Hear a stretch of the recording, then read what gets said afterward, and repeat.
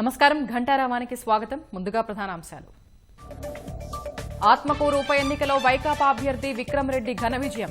82,888 ఓట్లతో భాజపా అభ్యర్థిపై గెలుపు. వామపక్షాలు ప్రజా సంఘాలతో విశాఖ ఉక్కు మహా ర్యాలీ. కేంద్రం వెనక్కి తగ్గే వరకు పోరాడతామన్న కార్మికులు.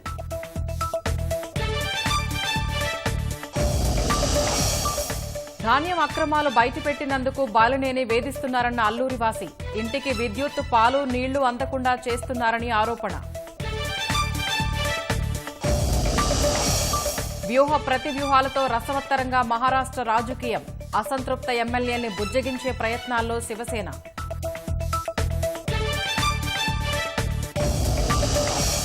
కర్ణాటకలోని బెళగావి వద్ద బోల్తా పడిన వాహనం. 7 మృతి, 11 మందికి తీవ్ర గాయాలు.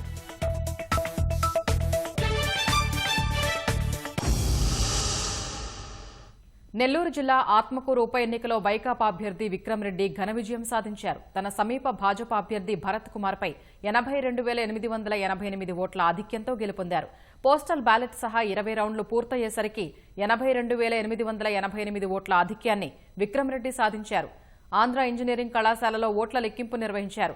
పోస్టల్ బ్యాలెట్ ఓట్ల లెక్కింపు మొదలైనప్పటి నుంచి విక్రమ్ రెడ్డి ఆధిక్యంలో కొనసాగారు. రౌండ్ రౌండ్కు ఆధిక్యాన్ని పెంచుకుంటూ మొత్తంగా 80,000కు పైగా ఆధిక్యాన్ని సాధించారు.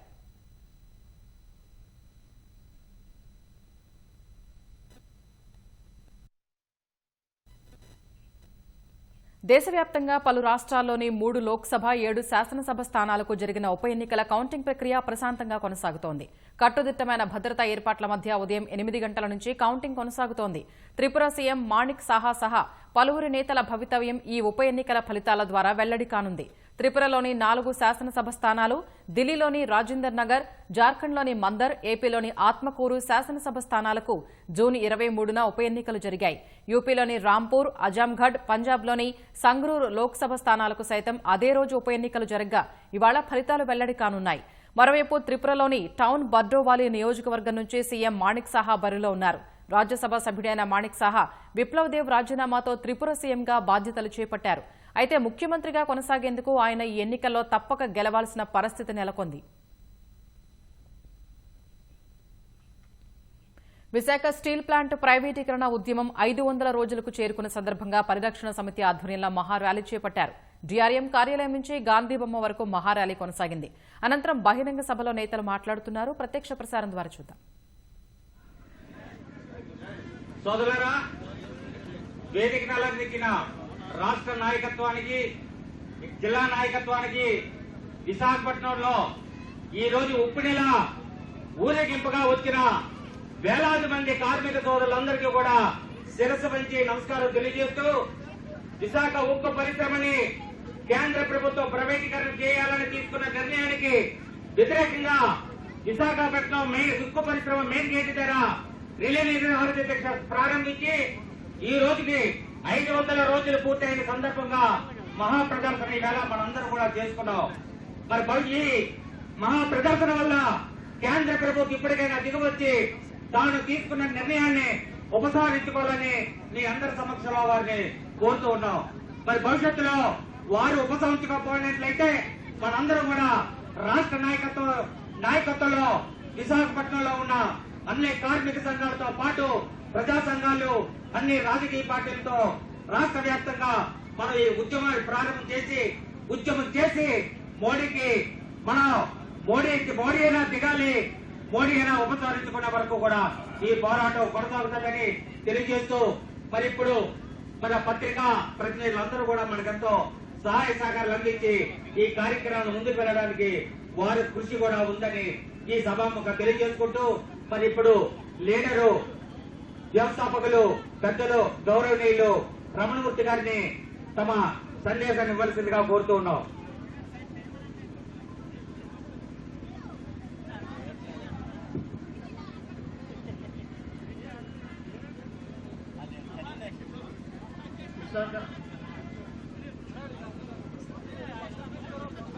విశాఖ ఉక్కును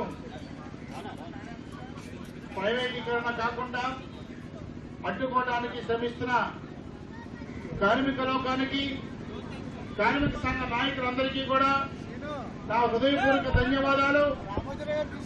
ఈ రోజు రాష్ట్ర స్థాయి నాయకులందరూ కూడా వచ్చి ఒకే వేదిక మీద ఉండి ఉక్కు పోరాటాన్ని మరింత ఉధృతం చేయడానికి పూనుకున్నందుకు వారందరికీ కూడా శిరస్సు వంచి నమస్కారం చేస్తున్నాం.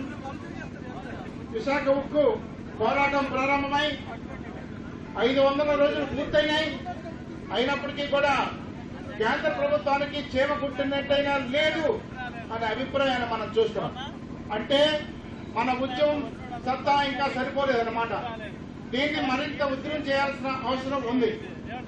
దీన్ని ప్రజా పోరాటంగా తీసుకురావాల్సిన బాధ్యత మనందరి మీద ఉంది, మన నాయకులందరి మీద ఉంది.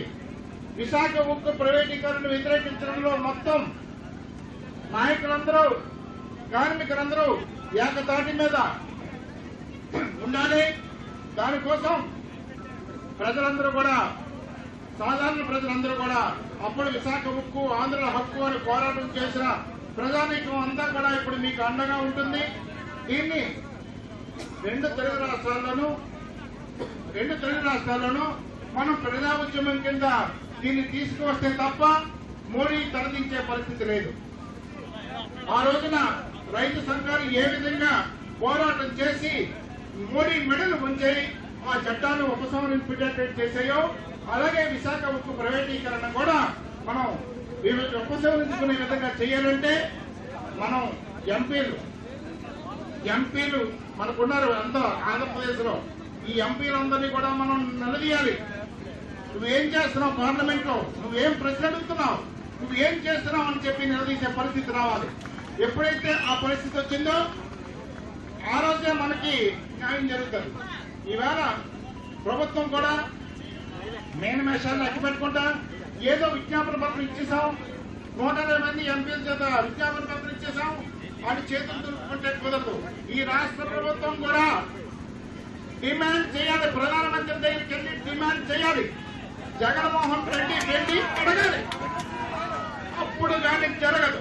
లేకపోతే విశాఖ ఉక్కును మనం విడిచిపెట్టుకుంటే ఈ ప్రభుత్వానికి మళ్ళీ పుట్టగతులు ఉండవు అని చెప్తున్నా. ఎందుకంటే ఇది మనం అందరం సాధించుకున్న ఫ్యాక్టరీ, ఎంతో మంది కార్మికులు శ్రమపడి పనిచేస్తున్న ఫ్యాక్టరీ. ఫ్యాక్టరీలోనూ కూడా కుట్ర జరుగుతోంది. రా మెటీరియల్ లేదని చెప్పి ప్రొడక్షన్ తగ్గిస్తున్నారు. ఈవేళ స్టీల్ రేట్ పెరిగిన తర్వాత ఉత్పత్తిని తగ్గిస్తే మన నష్టాలు రాకపోతే ఏమొస్తాయి? ఈవేళ ఒక పద్ధతి ప్రకారంగా కుట్ర జరుగుతుంది. కార్మికులారా దీన్ని అందరూ కూడా గమనించాలి. మీడియా పరంగా ఇక్కడ ప్రజల పరంగా అందరూ కూడా మీకు మద్దతుగా ఉన్నారు. కానీ మనం కాసేపు రాజకీయాలు పక్కన పెడదాం. మనకి ప్రజా సంక్షేమం ముఖ్యం. రాజకీయాలు పక్కన పెట్టి అన్ని రాజకీయ పక్షాలని నేను విజ్ఞప్తి చేసేది ఒకటే, అందరూ కూడా మనం జగన్మోహన్ రెడ్డి గారిని మనం గట్టిగా డిమాండ్ చేయాలి. కాలయాపన చేయకుండా షరతు పెట్టి ఈ షరతు మీద మోడీని తల వంచేటట్టు చేయాలి. బీజేపీ నాయకులు ఎవరొచ్చినా, బీజేపీ మంత్రులు ఎవరొచ్చినా విశాఖపట్నంలో అడుగు పెట్టనీయకుండా చేయాలి. అప్పుడే ఇది కేంద్రానికి పోతుంది తప్ప మనం 500 చేసినా, 600 రోజులు చేసినా, 1000 రోజులు చేసినా సరే ఉపయోగం ఏముండదు. వాళ్ళ పని వాళ్ళు చేసుకుపోతుంటారు, మనం ఇలా ఆందోళన చేసుకోవాల్సి వస్తుంది. అందువల్ల ఈ ఉద్యమాన్ని నెక్స్ట్ లెవెల్కి తీసుకెళ్లాలి. ఆ బాధ్యత ఈ వేదిక మీద ఉన్న నాయకులందరికీ ఉంది. వాళ్ళందరూ కూడా ఒక మాట మీద ఉంటే ఎట్టి పరిస్థితులను కూడా మోడీ విశాఖపట్నం స్టీల్ ప్లాంట్ జోలికి రాడు. శివసేన అధ్యక్షుడు సీఎం ఉద్దవ్ ఠాక్రే వర్గం వ్యూహాలు, తిరుగుబాటు నేత ఏక్నాథ్ సిందే ప్రతి వ్యూహాలతో మరాఠా రాజకీయం రసవత్రంగా మారుతోంది. అసంతృప్త ఎమ్మెల్యేలపై ఓవైపు విమర్శలు గుప్పిస్తున్న శివసేన మరోవైపు వారిని బుజ్జగించే ప్రయత్నాలను వేగవంతం చేసింది. ఉద్దవ్ సతీమణి రష్మీ ఠాక్రే రెబెల్ ఎమ్మెల్యేల భార్యలను కలుస్తూ రాజీకి యత్నిస్తున్నారు. మరోవైపు ఈ వ్యవహారంలో కీలకంగా మారిన గవర్నర్ కోవిడ్ నుంచి కోలుకుని డిశ్చార్జ్ అయ్యారు. మహారాష్ట్ర తలెత్తిన రాజకీయ సంక్షోభం ఇప్పట్లో ముగిసేలా కనిపించడం లేదు. తిరుగుబాటు ఎమ్మెల్యేలపై ఓవైపు విమర్శలు కురిపిస్తోన్న శివసేన మరోవైపు వారిని బుజ్జగించే ప్రయత్నాలను ముమ్మరం చేసింది. శివసేనతో పోరాడే సత్తా వారికి ఉంటే పోటీకి సిద్దమంటూ మంత్రి ఆదిత్య ఠాక్రే శనివారం కీలక వ్యాఖ్యలు చేశారు. ద్రోహులను గెలవనివ్వబోమన్న ఆదిత్య ఠాక్రే జరుగుతున్న పరిణామాలను గమనిస్తే వదిలి వెళ్లిన వారు మన మంచికే వెళ్లినట్లు అనిపిస్తోందని వ్యాఖ్యానించారు. బలవంతంగా తీసుకెళ్లిన ఎమ్మెల్యేల కోసం రోజుకు 9 లక్షల చొప్పున ఖర్చు చేస్తున్నారన్న ఆదిత్య ఠాక్రే తమ రాష్ట్రంలోని వరద బాధితులను మాత్రం అసోం సర్కారు పట్టించుకోవటం లేదని విమర్శించారు. మరోవైపు ఎమ్మెల్యేలను ఎన్నాళ్లు గువాహటిలో దాస్తారన్న శివసేన ఎంపీ సంజయ్ రౌత్ ఎప్పటికైనా ముంబై రావాల్సిందే కదా అంటూ ట్వీట్ చేశారు.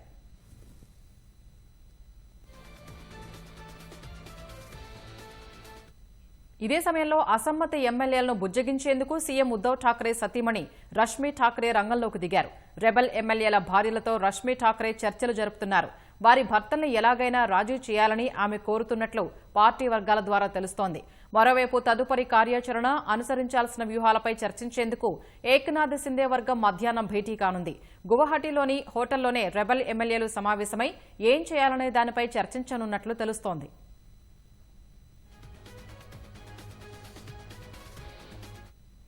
అటు కోవిడ్ బారిన పడి మహారాష్ట్ర గవర్నర్ భగత్ సింగ్ కోశ్యారీ కరోనా నుంచి కోలుకున్నారు. ఆసుపత్రి నుంచి డిశ్చార్జ్ అయ్యారు. గవర్నర్ కోలుకున్న నేపథ్యంలో రెబల్ ఎమ్మెల్యేలు ఆయన్ను ఎప్పుడు కలుస్తారనే అంశంపై ఆసక్తి నెలకొంది.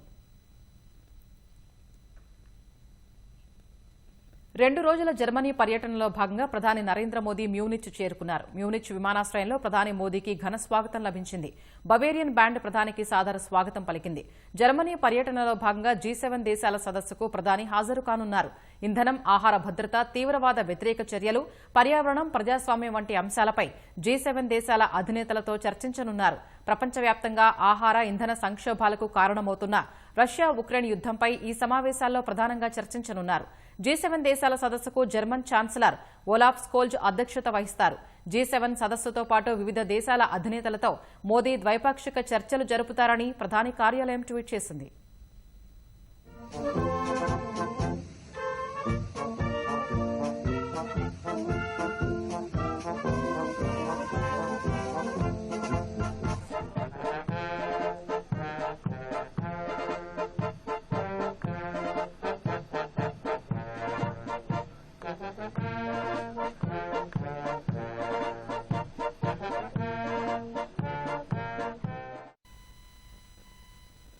కర్ణాటకలోని బెళగావి వద్ద ఉదయం జరిగిన ఘోర రోడ్డు ప్రమాదంలో 7 కూలీలు ప్రాణాలు కోల్పోయారు.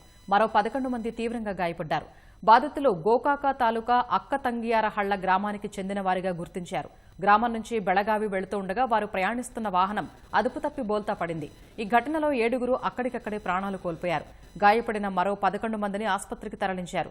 వీరిలో 3 పరిస్థితి విషమంగా ఉన్నట్లు తెలుస్తోంది. బాధితులందరూ భవన నిర్మాణ కార్మికులుగా పోలీసులు తెలిపారు. పని కోసం బెళగావి వెళుతున్న సమయంలో ప్రమాదం జరిగినట్లు వెల్లడించారు. డ్రైవర్ నియంత్రణ కోల్పోవడంతోనే ప్రమాదం జరిగినట్లు భావిస్తున్నారు.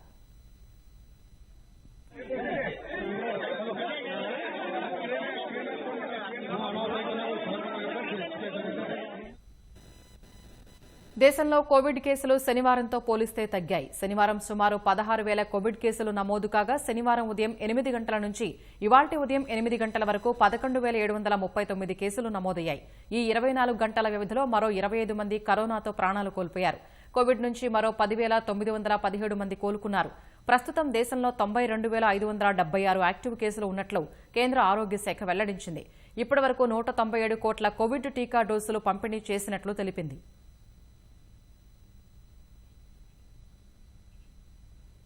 తెలంగాణలోని నాగర్ కర్నూలు జిల్లా కొల్లాపూర్లో ఉద్రిక్త పరిస్థితులు నెలకొన్నాయి. తెరాస ఎమ్మెల్యే బీరం హర్షవర్ధన్ రెడ్డి, మాజీ మంత్రి జూపల్లి మధ్య సవాళ్లు ప్రతి సవాళ్లతో కొల్లాపూర్ వేడెక్కింది. నియోజకవర్గ అభివృద్ధిపై చర్చకు నేతలు సవాళ్లు విసురుకోవడంతో ఈ పరిస్థితులు నెలకొన్నాయి. ఇవాళ కొల్లాపూర్ చర్చా వేదికగా ప్రకటన చేసుకోగా కార్యకర్తలు, శ్రేణులు పెద్ద ఎత్తున తరలివచ్చారు. ఎలాంటి అవాంఛనీయ ఘటనలు జరగకుండా నేతలిద్దరూ కలుసుకోకుండా పోలీసులు వారిని నిర్బంధించారు. నాగర్ కర్నూలు జిల్లా కొల్లాపూర్ నియోజకవర్గ కేంద్రంలో ఉద్రిక్త వాతావరణం నెలకొంది. తెరాస నేత, మాజీ మంత్రి జూపల్లి కృష్ణారావు, ప్రస్తుత ఎమ్మెల్యే బీరం హర్షవర్ధన్ రెడ్డిల పరస్పర సవాళ్లు ఉద్రిక్త పరిస్థితులకు దారితీశాయి. పరస్పరం అవినీతి ఆరోపణలు గుప్పించుకున్న ఈ ఇద్దరు నేతలు కొల్లాపూర్ అంబేద్కర్ సెంటర్ వేదికగా ముఖాముఖి చర్చకు సిద్దమయ్యారు. ఇవాళ బహిరంగ చర్చకు రావాలంటూ జూపల్లి కృష్ణారావు సవాలు చేయగా జూపల్లి ఇంటికే వెళతానంటూ బీరం బదులిచ్చారు. ఇరు వర్గాల నుంచి బహిరంగ చర్చకు అనుమతి ఇవ్వాలంటూ పోలీసులకు దరఖాస్తులు వెళ్లగా తిరస్కరించారు. ఎట్టి పరిస్థితుల్లోనూ ఇవాళ కొల్లాపూర్లో జనం గుమికూడవద్దని ఆదేశాలు జారీ చేశారు.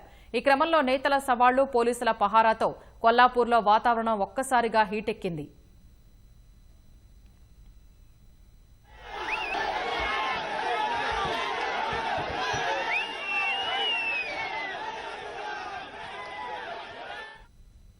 ఇద్దరు నేతలకు మద్దతుగా పెద్ద ఎత్తున కార్యకర్తలు, శ్రేణులు కొల్లాపూర్కు తరలివచ్చారు. మరోవైపు జూపల్లితో చర్చకు కొల్లాపూర్కు బయలుదేరిన ఎమ్మెల్యే బీరం హర్షవర్ధన్ రెడ్డిని పోలీసులు అరెస్టు చేశారు. అనంతరం పెంట్లవెల్లి పోలీస్ స్టేషన్కు తరలించారు. అరెస్టు సమయంలో కార్యకర్తల నినాదాలతో పరిసరాలు హోరెత్తాయి. జూపల్లి ఇంటికి ర్యాలీగా వెళ్లేందుకు ఎమ్మెల్యే వర్గం ప్రయత్నించగా పోలీసులు అడ్డుకున్నారు. ఈ క్రమంలో పోలీసులకు, తెరాస కార్యకర్తలకు మధ్య తోపులాట జరిగింది.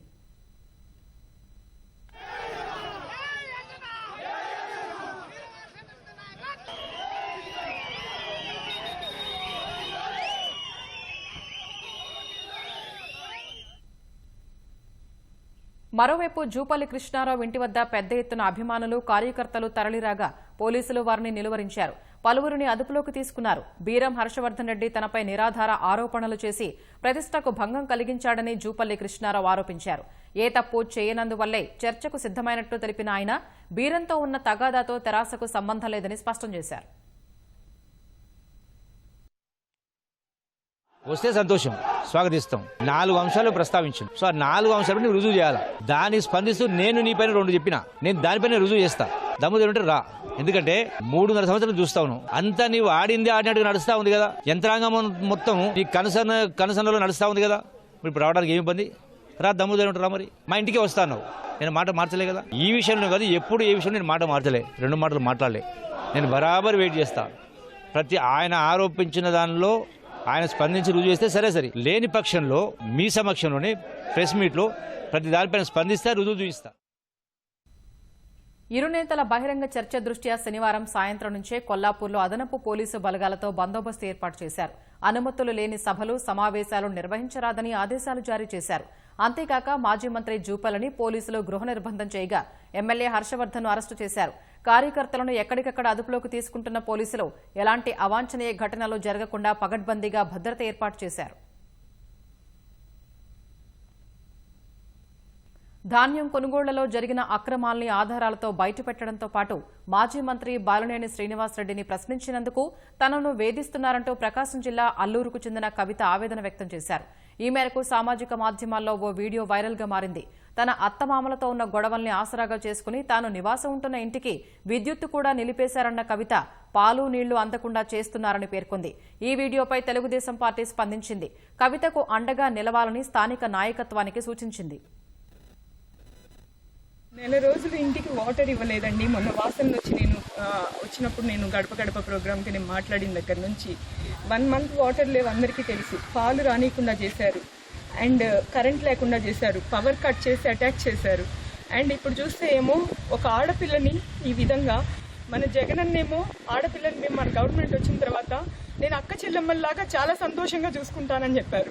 ఇది ఏ గవర్నమెంట్లో ఎక్కడ న్యాయము, ఏ స్టేట్లో ఉంది, ఏ ఊర్లో ఉందనేది నాకు దానికి ఆన్సర్ కావాలి.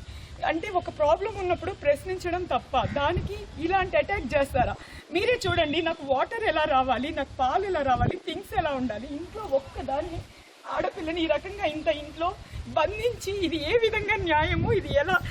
నేను బయటికి వెళ్తే ఏదన్నా ఫార్మ్ హౌస్ గురించి నేను క్వశ్చన్ చేస్తానని ఈ విధంగా ఇది చేయడము, ఒక కోర్టు ఆర్డర్లో ఏ విధంగా కూడా ఇంజెక్షన్ ఆర్డర్ అన్నా కానీ ఏదైనా కానీ ఎవరు ఇంటి కోడల్ని ఇచ్చేయడానికి లేదంటే ఫార్మ్ హౌస్ ఇష్యూ గురించి నేను క్వశ్చన్ చేస్తుంటే బయటికి వెళ్ళడానికి లేకుండా ఈ విధంగా ఇబ్బంది పెట్టడం అనేది నాకేమన్నా అయితే మాత్రం వాసు అనే దీనికి 100% బాధ్యుడు. ఎందుకంటే ఆయన వచ్చిన దగ్గర నుంచి నాకు అటాక్స్ మీద అటాక్స్, ప్రాంప్లెట్లు, పిచ్చి ప్రాంప్లెట్లు వేయిస్తే పట్టించుకోవాలా. ప్రతి ఒక్కటి అంతా ఇది పోలీసులు అందరూ వాళ్ళ గవర్నమెంట్కి వంత పాడుతూ ఇది రౌడీ రాజ్యం లాగా బిహేవ్ చేస్తున్నారు. ఆడపిల్ల మీద మీ ప్రతాపం, అత్తగారింట్లో కూడా ఆడపిల్లకి సెక్యూరిటీ లేకపోతే ఎక్కడ బ్రతకాలో చెప్పండి జగనన్న, మీరే చెప్పండి. ఇంతకంటే నేనేం మాట్లాడలేను. ఎన్ని రోజులు ఇక్కడే భూస్థాపితం అయిపోతాను. మానవ తప్పిదాల కారణంగా ప్రకృతి వనరులు క్రమంగా దెబ్బతింటున్నాయి. అందులో నదుల పరిస్థితి మరీ దయనీయంగా మారింది. దేశవ్యాప్తంగా చాలా నదుల పరిస్థితి ఇదే. ఇక రాష్ట్రంలో నెల్లూరులోని నదులు దారుణంగా తయారయ్యాయి. కొందరు నిర్లక్ష్యం, అజాగ్రత్తల వల్ల పెన్నా నది కాలుష్యపు కోరల్లో చిక్కుకుంటోంది. నెల్లూరు జిల్లాలోని పెన్నా నది ప్రాంతం మురికి కాల్వను తలపిస్తోంది. నెల్లూరు నగరంలోని వ్యర్థాలు, మురుగునీటిని కాల్వల ద్వారా నేరుగా నదిలోకి వదులుతున్నారు. సిబ్బంది నిర్లక్ష్యానికి, స్థానికుల అజాగ్రత్త తోడవడం వల్ల ప్లాస్టిక్ వ్యర్థాలు, చెత్తా చెదారంతో నది నిండిపోతోంది.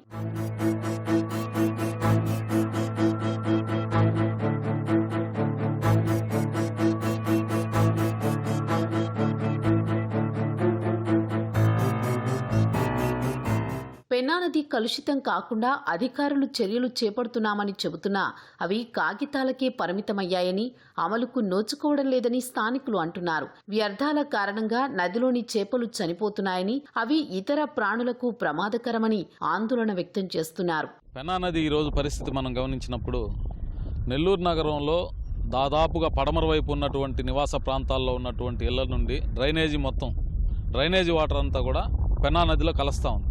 ఇది గతంలో అనేక సార్లు అధికారులు వచ్చి చూశారు, దీన్ని అవాయిడ్ చేస్తామని చెప్పారు. ప్రత్యేకంగా దానికోసం ఒక డ్రైనేజ్ సిస్టమ్ తీసుకొస్తామని చెప్పారు. ఎటువంటి డ్రైనేజ్ సిస్టమ్ కూడా తీసుకురాకుండా నేరుగా మురుగునీటిని అంతా కూడా పెన్నలోకి వదులుతున్న కారణంగా జొన్నవాడ నుంచి ఇదే పరిస్థితి ఉంది. స్పష్టమైనటువంటి ఒక కార్యక్రమాన్ని తీసుకొని పెన్నా నదిని ప్రక్షాళన చేయాలని చెప్పి మేము కోరుకుంటాం. డ్రైనేజీ వాటర్ మొత్తం పెన్నాలో కలిసిపోతుంది. ఈ పెన్నా నీళ్ళే మనం ఫిల్టర్ చేసుకుని మళ్ళీ తాగుతాం అనమాట. ఈ పెన్నా డ్రైనేజీ వాటర్ మొత్తం మనలో కలిసిన వల్ల జ్వరాలు లేనిపోని కొత్త రకాల జ్వరాలు రావడం, ఎక్కువ ఇబ్బంది పడుతున్నారు జనాభా. గవర్నమెంట్ శ్రద్ధ తీసుకొని వీటిని తక్షణం ఈ వాటర్ని ఇక్కడ కాడకుండా చేయాలని కోరుచున్నాం. పెన్నా నదిలోకి మురుగునీరు చేరకుండా చిన్న మురుగు కాలువలు ఏర్పాటు చేసినప్పటికీ నిర్వహణ లేకపోవడంతో అవి చెత్తతో నిండిపోయాయి. వర్షం కురిసినప్పుడు పట్టణం నుంచి వ్యర్థాలు అధిక మొత్తంలో వచ్చి పెన్నా నదిలోకి చేరుతున్నాయి.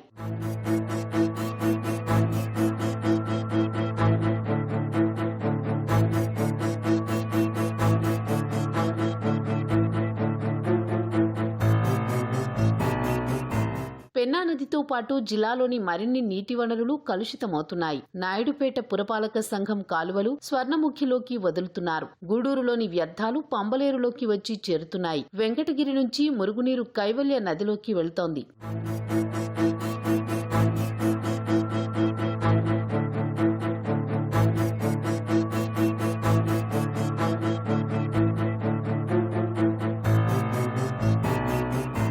పెన్నా నదిలోని నీటిని ఒకప్పుడు తాగునీటికి వాడేవారని స్థానికులు అంటున్నారు. ప్రస్తుతం ఆ పరిస్థితి లేదని, కుళాయి తిప్పితే మురుగునీటితో పాటు చేపలు కూడా వస్తున్నాయని చెబుతున్నారు. నదీ జలాలు కలుషితం అవ్వడం వల్ల జరిగే దుష్పరిణామాలపై అవగాహన కల్పించి సహజ వనరుల్ని కాపాడుకోవాలని విజ్ఞప్తి చేస్తున్నారు. ఇక్కడ కాలువ తీస్తున్నారు. డ్రైనేజ్ వాటర్ ఈ కాలువ గుండా వెళ్లేదానికి మార్గం, కానీ ఈ కాలువలో చెత్త చెదారం అంతా పేరుకుపోయి తీనందువల్ల ఈ డ్రైనేజ్ వాటర్ బ్యాక్కి వెళ్ళిపోయి నదిలో కలుస్తుంది. పెన్నా నదిలో మంచినీళ్లు బావులు ఉన్నాయి. ఆ నీళ్ల నెల్లూరు మొత్తం ఆ నీళ్ళని మంచినీళ్లు వాడుకుంటున్నారు. రాబోయే ఈ విధంగా ఉంటే జబ్బులు రాక ఏమొస్తాయని నేను అడుగుతున్నాను. ఈ సైడ్ కాలువలు కట్టారు, పెన్నా నదిలోకి నీళ్లు కలవకూడదనే ఉద్దేశంలో కట్టారు. కానీ ఏ ప్రయోజనం లేదు. మొత్తం నీళ్ళన్నీ కూడా తీసుకెళ్లి మళ్ళీ పెన్నాలో కలిసిపోతూ ఉన్నాయి. ఆ నీళ్లను ఇంతకుముందు అయితే ఈ చుట్టుపక్కల ఉన్న ప్రజలందరూ కూడా ఏ ఒక్కరూ మినరల్ వాటర్ కాకుండా మొత్తం ఈ కుళాయిల నుంచి, మున్సిపాలిటీ కుళాయిల నుంచి వచ్చే నీళ్ళే తాగి బ్రతికేవాళ్ళు. ఇప్పుడు ఆ పరిస్థితి ఏ మాత్రం లేదు. ఎందుకంటే మున్సిపాలిటీ కుళాయిలు ఓపెన్ చేస్తే చాలు ఈ పనికి మాలిన చెత్త చెదారంతో పాటు చేప పిల్లలతో సహా ఆ మున్సిపాలిటీ వాటర్లు రావడము, అవి తాగడానికి ఎందుకు పనికి రాకుండా పోయేటువంటి పరిస్థితి ఉంది. కేంద్ర రాష్ట్ర ప్రభుత్వాలు చెప్తున్న ఆదేశాలు ఇక్కడ ఎక్కడ కూడా అమలు కావడం లేదు. ఈ నదులన్నీ కూడా పూర్తిగా డంపింగ్ యార్డులుగా కూడా మారిపోతున్న చెత్త చెదారం కూడా ఈ నదీ పరివాహ ప్రాంతంలో మొత్తం కూడా మనం చూస్తున్న ప్రాంతం మొత్తం కూడా కట్టలతో పక్కన పడేసి ఈ నదిని పూర్తిగా అస్తవ్యస్తం చేసే పరిస్థితి నెల్లూరు జిల్లాలో మనం చూస్తున్నాము. నెల్లూరు పెన్నా నది నుంచి కెమెరామెన్ సూర్యప్రకాష్తో రాజారావు, ఈటీవీ న్యూస్. వైఎస్ఆర్ జిల్లా ముద్దనూరు రైల్వే స్టేషన్ సమీపంలో గత రాత్రి గూడ్స్ రైలు పట్టాలు తప్పడానికి వేగంలో ఒకదానినొకటి ఢీకొనడమే కారణమని రైల్వే శాఖ అధికారులు భావిస్తున్నారు. రాత్రి గుత్తి నుంచి భారీ క్రేన్ తెప్పించి పట్టాలు తప్పిన గూడ్స్ పెట్టెల్ని పక్కకు జరిపారు. వెంకటాద్రి ఎక్స్ప్రెస్ ను కడపలో నిలిపేశారు. పనులు పూర్తి చేసిన తర్వాత వెంకటాద్రి ఎక్స్ప్రెస్ తో పాటు హుబ్లీ వెళ్లాల్సిన హరిప్రియ, కాచిగూడ వెళ్లాల్సిన ఎగ్మోర్ ఎక్స్ప్రెస్ రైళ్లను ఆదివారం తెల్లవారుజామున పంపించారు. రైల్వే శాఖ అధికారులు యుద్ధ ప్రాతిపదికన పనులు చేపట్టడంతో ప్రయాణికులకు ఇబ్బందులు తప్పాయి. మాదక ద్రవ్యాల నియంత్రణ దినోత్సవంగా రాష్ట్రంలో పలుచోట్ల అవగాహన కార్యక్రమాలు నిర్వహించారు. డ్రగ్స్ వినియోగంతో కలిగే దుష్పరిణామాలను వివరిస్తూ ర్యాలీలు చేపట్టారు. మచిలీపట్నం పోలీసుల ఆధ్వర్యంలో అవగాహన ర్యాలీ నిర్వహించారు. ఈ కార్యక్రమంలో పలు సంఘాలు, విద్యార్థులు పాల్గొన్నారు. ఎన్టీఆర్ జిల్లా మైలవరంలో సీఐ కార్యాలయం నుంచి నూజివీడు రోడ్డు వరకు పోలీస్, ఎస్ఈబీ అధికారుల ఆధ్వర్యంలో ర్యాలీ నిర్వహించారు. మత్తు పదార్థాల వలన కలిగే అనర్థాలపై అవగాహన కల్పించారు. కాకినాడలోనూ పోలీసుల ఆధ్వర్యంలో అవగాహన ర్యాలీ చేపట్టారు. గంజాయి కానీ మనకి ఇలాంటి యాంటీ డ్రగ్స్కి ఎవరెవరు బానిస అవుతున్నారో వాళ్ళకి basically we are creating an awareness and it's movement to tell them that be away from drugs, save your life. ఈ డ్రగ్స్ యూజ్ చేయడం వల్ల they will be in to jail. NTPS act గురించి కూడా వాళ్ళకి చాలా వరకు we have create awareness in several కాలేజెస్లో కూడా అవేర్నెస్ ప్రోగ్రామ్ క్రియేట్ చేశామండి. మాదక ద్రవ్యాల వ్యతిరేక దినోత్సవం గురించి ప్రజల్లో అవగాహన కల్పించి మాదక ద్రవ్యాలని వాడకుండా వాటిని నిర్మూలించే క్రమంలో ఈరోజు మనం ఈ టౌన్ నందు ఒక ర్యాలీ తీసి తద్వారా ప్రజలందరికీ ఒక మంచి సందేశం ఇవ్వాలని చెప్పేసి ఈ ర్యాలీ నిర్వహిస్తున్నాము. మాదక ద్రవ్యాల యొక్క దురలవాట్లు మానిపించుకోవడం, దానికి అలవాటు కాకుండా ఉండడం, దీని గురించి యువతని ఎడ్యుకేట్ చేయడం జరిగింది. సొసైటీకి బ్యాక్ బోన్గా ఉండవలసిన యువత ఈ మాదక ద్రవ్యాలకి ఎట్టి పరిస్థితుల్లోనూ కూడా అలవాటు పడకూడదనేసి ఎవరైనా సరే సమాజంలో ఈ డ్రగ్స్ కానీ దాని గురించి మాట్లాడుతున్నా, సప్లై చైన్ గురించి మాట్లాడుతున్నా ఇమీడియట్గా పోలీసు వారికి తెలిపితే దాన్ని అరికట్టడానికి ఖచ్చితంగా మేము ట్రై చేస్తామనేసి మీకు చెప్తాం జరుగుతాం. భారతదేశం భిన్నత్వంలో ఏకత్వమని కర్నూలులోని సెయింట్ జోసెఫ్ కళాశాల విద్యార్థులు వారి వస్త్రధారణలతో నిరూపించారు. సంప్రదాయ దినోత్సవాన్ని సెయింట్ జోసెఫ్ కళాశాల విద్యార్థులు ఘనంగా జరుపుకున్నారు. వివిధ రాష్ట్రాల్లో ఉన్న సంప్రదాయ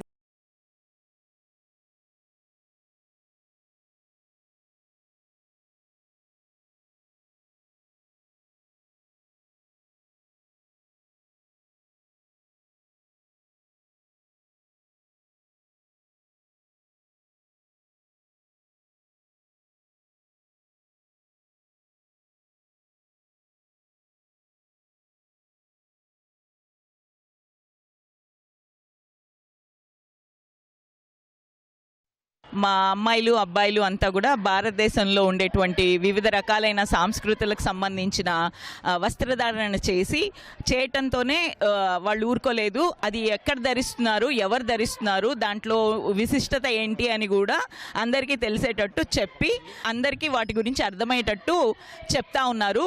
ప్రథ ఎందుకు మొదలు పెట్టామంటే మన భారతదేశం అనేది అన్ని సంస్కృతులకి ఆలవాలమై ఉంది. మేమంతా భిన్నత్వంలో ఏకత్వాన్ని సపోర్ట్ చేస్తాం కాబట్టి ఆ విషయాన్ని మా విద్యార్థులు తమ వస్త్రధారణ ద్వారా తమ ఏకీభావాన్ని తెలియజేస్తున్నారు. నిజంగానే ఈ రోజు మా మేడం చెప్పినట్టు మేము ట్రెడిషనల్ ని చాలా సంతోషంగా జరుపుకుంటున్నాము. ఈ డ్రెస్సెస్ లో ఇలా గ్యాదర్ అవ్వడానికి కారణం నిజంగానే भिन्नत्వంలో ఏకత్వాన్ని తెలియజేయడం కోసమే. मी आज महाराष्ट्र मुलगी सखी आले. हे ट्रेडिशनल डे परफॉर्मन्स करासाठी आमच्या मॅम, आमच्या कॉलेज ऑर्गनायझेशन आम्हाला परमिशन दिल्यासाठी खूप खूप धन्यवाद.